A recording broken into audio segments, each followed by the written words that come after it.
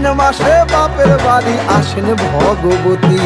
আশ্বিন মাসে বাপের বাড়ি আসেন ভগবতী। বলো গৌরী এলো দেখে জানো, গৌরী এলো দেখে জানো, গৌরী এলো দেখে জানো, গৌরী এলো দেখে জানো। ভবের ভবানী আমার ভবন করিল আলো। গৌরী এলো দেখে জানো, গৌরী এলো দেখে জানো।